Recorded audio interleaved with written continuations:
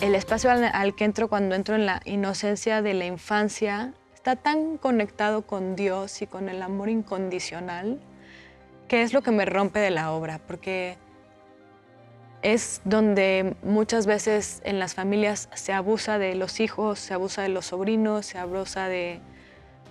porque hay un amor incondicional. Entonces es lo triste, es como...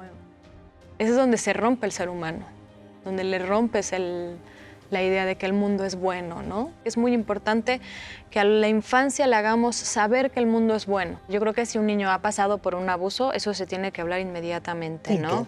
Punto. O sea, eso es innegociable. Es innegociable. No es cierto que todos los caminos conduzcan a Roma.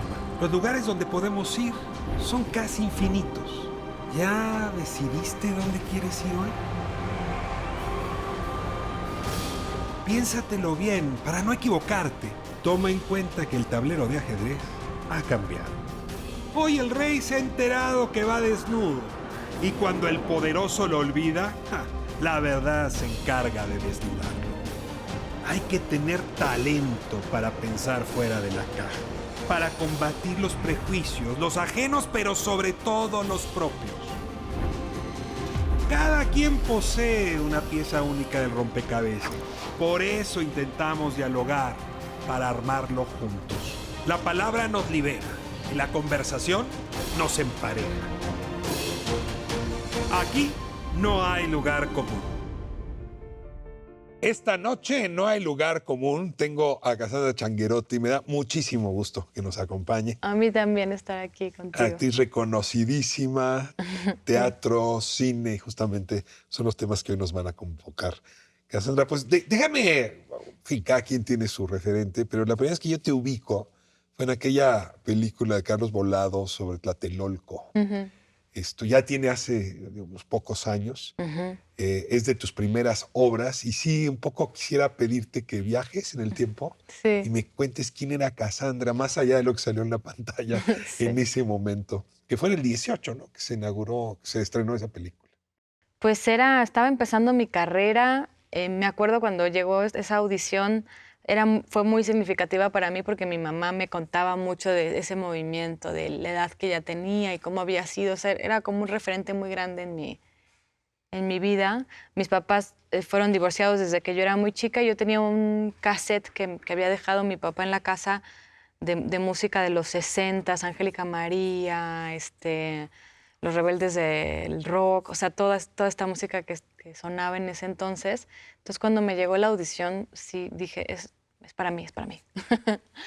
¿Y el papel que te tocó, cómo lo construiste? Porque tenías que recrear un escenario que además siempre será confuso, ¿no? Sí. O sea, el problema con el 68 son sus silencios más que lo que se ha dicho.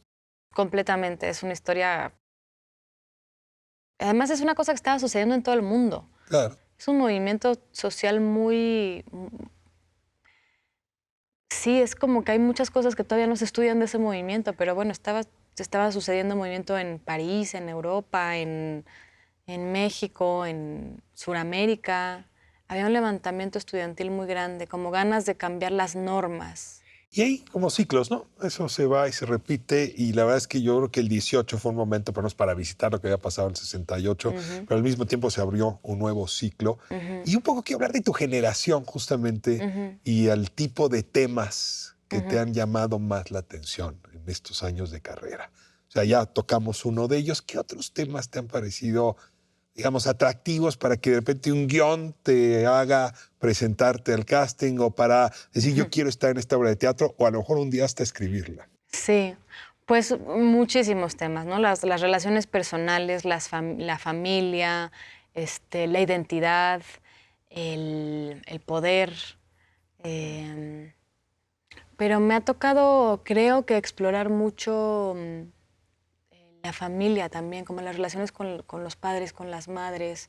Siempre está ahí como una energía muy presente, ¿no? Blackberry es una obra de teatro que te mereció premio y donde abordas por primera vez, por lo menos de cara a tu público, el tema del abuso sexual infantil, ¿no? La pedofilia, que es un tema complicadísimo de abordar. siempre tiene un conocido, una amiga, en fin, un amigo que te cuenta. Y Sí. siempre está la pregunta de hablamos del tema, no hablamos, incómodo, esto es muy agresivo, pero si no hablamos, entonces esto se va a repetir. Ujú. A ver, tu visita a este tema a partir de Blackberry.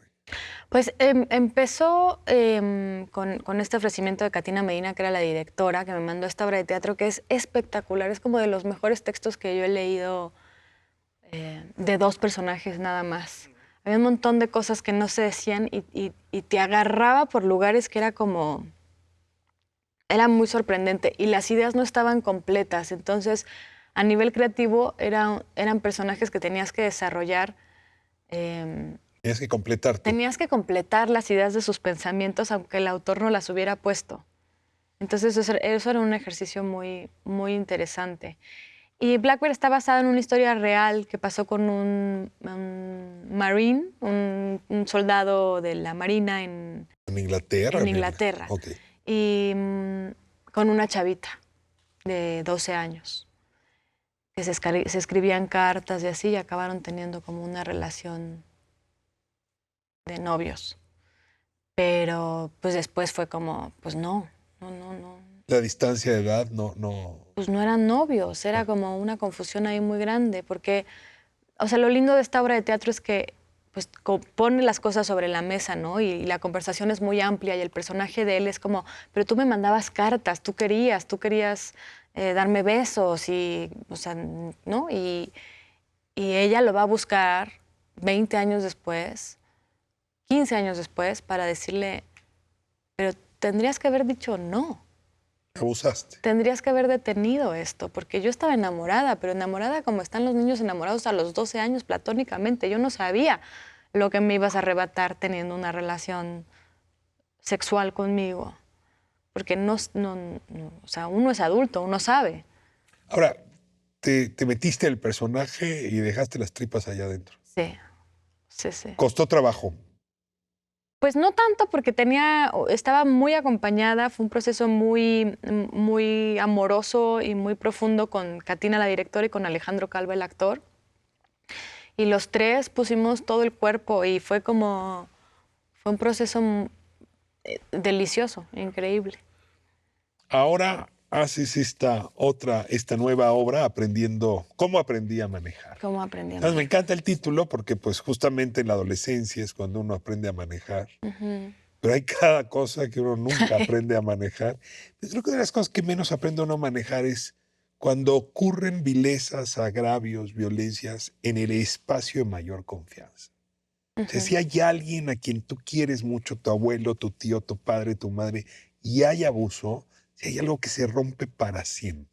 Sí. Es otra vez aproximarse al tema del abuso, pero desde otro costado. Cuéntame un poco de esta obra que ahora sí es la que te trae al presente y a esta conversación. Pues y además me hace viajar, bueno, es una obra que te hace viajar en el tiempo, justamente, como me hiciste viajar tú al principio. ¿Cuándo aprendiste a manejar? Bueno, la obra de teatro, porque es un viaje de este personaje que se llama Cosi, que empieza contándote la historia de su familia y cómo eran, y cómo ella descubre como a los 16 años más o menos que la pedofilia no tiene nada que ver con la gente que ama pedalear su bici. Hace como, es ácida, ¿no? Y conforme va avanzando la historia vas entendiendo por qué ella lo descubre tan pronto y cómo fue su experiencia en esa familia. Y el paso en el tiempo es una cosa muy especial porque me toca entrar en la piel nuevamente de ella a los 12 años y bueno, está la convención, ¿no? Porque naturalmente la obra no se trata de yo siendo de 12 años, porque si no sería raro. Pero la convención nos permite que yo haga ese viaje hasta esa atmósfera y entro en una especie de lugar que es la que me permite hablarte de esto.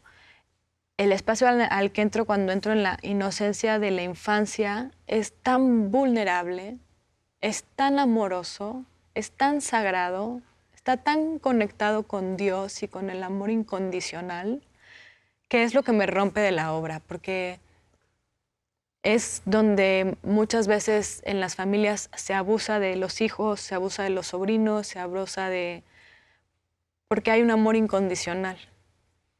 Entonces es lo triste, es donde se rompe el ser humano, donde le rompes la idea de que el mundo es bueno, ¿no? Que es tan importante además.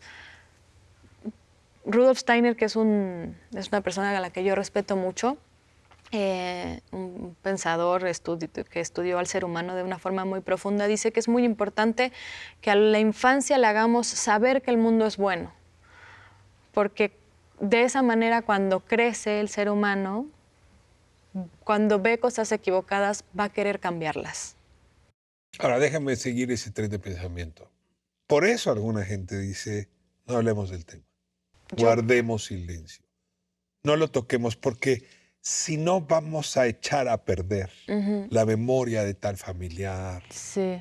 Y de otro lado, pues esa niña o ese niño cuando crece necesita romper el silencio como una forma de justicia. Sí. Y tú, te leí una frase que me encantó, no sé si es tuya o se la tomaste prestada a alguien, que dices, la belleza es una forma de justicia. Y tú dirías, el teatro, cuando intenta belleza, la pintura, el cine, produce justicia. A ver, ayúdame a entender cómo le pone palabras a esa injusticia un ejercicio dramático como el que estás haciendo. Sí.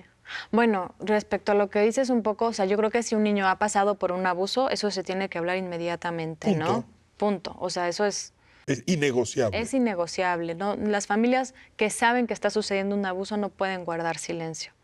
Tal vez. Aunque sí, eso les rompa la familia, aunque eso implique aunque un eso divorcio, rompa todo, quiebre todo. Eso se tiene que decir. Claro que si eso pasó en el pasado, de que un abuelo hizo eso ¿no? Y a un niño chiquito que no tiene nada, o sea, que es parte del linaje y no tiene nada que ver, quizá podamos esperar un rato a contarle si Siendo hace la falta víctima, dices. que eso pasó en su linaje, ¿no? Claro. Pero si está, le pasó al si niño, le no hay está nada que pasando, discutir. no hay nada que detenerse, Muy bien. porque eso se tiene que atender. Pero bueno, respecto a lo que dices, que la belleza es una forma de justicia, es una frase que le escuché a una creativa alucinante que se llama Angélica Lidl.